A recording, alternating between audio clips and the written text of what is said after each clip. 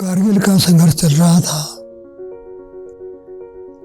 मोदी जी ने कहा दोनों जी कि हम भी चल सकते हैं, तो हमने संभावनाओं का पता किया। 3 जुलाई को पता लगा कि हम जा सकते हैं श्रीनगर तक।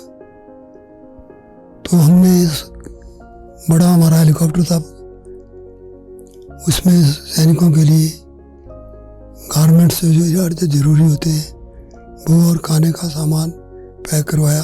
बहुत बड़ी मात्रा में पूरा हेलीकॉप्टर भर दिया और 4 जुलाई को श्रीनगर पहुंचे। श्रीनगर में हमें फारूक अब्दुल्ला साहब उसमें चीफ मिनिस्टर से उन्होंने स्वागत किया और रात का खाना खिलाया और बड़े खुश थे कि कोई चीफ मिनिस्टर नहीं आया लड़ाई में, मेरी तो स्टेट में हो रही है, आप पहले मुख्यमंत्री हैं जो यहाँ आए हैं। हम हेलीकॉप्टर में बैठे और कारगिल चले गए। कारगिल जब हम लैंड किए तो गोले बरस रहे थे और गोलाबारी से बचते बचाते हम मोर्चे में पहुंचे। बहुत बड़ा मोर्चा था, उसमें माइक लगा हुआ था। हमने सामान बांटा तो सैनिकों को मिलने के बाद हम सामान बाकी जो बचा था उनको देकर कि सरहद पर पहुंचा दें, मोर्चों तक पहुंचाएं। वापस हम श्रीनगर आए, श्रीनगर हॉस्पिटल में चले गए। सैनिकों को जो वहाँ घायल थे उनको मिले, उन्हें भी सामान बांटा।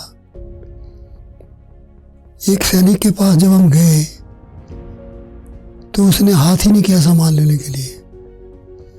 हमने उसके सिरहाने के पास सामान रख दिया, ये सोच कर कि शायद नाराज़ होगा या दर्द होगी या लड़ाई से निराश होगा। हमें सोच कर चल ही रहे थे, तभी एक डॉक्टर दौड़े दौड़े आए कि सर इस जवान के दोनों हाथ और दोनों पैर माइन ब्लास्ट में उड़ गए हैं। हम फिर वापस गए। मोदी जी ने उसके सिर पे हाथ रखा और पूछा बहुत दर्द होता होगा। सैनिक बोला कल शाम से नहीं हो रहा। हमने सोचा, पूछा उसे कि क्या कोई पेन किलर लिया या कोई इंजेक्शन लगा।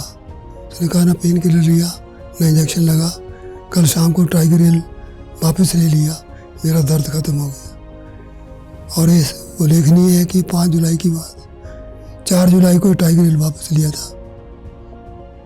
और जब हम वापस आए थे कारगिल से तो रास्ते में हम अमरनाथ गुफा के पास लैंड किए।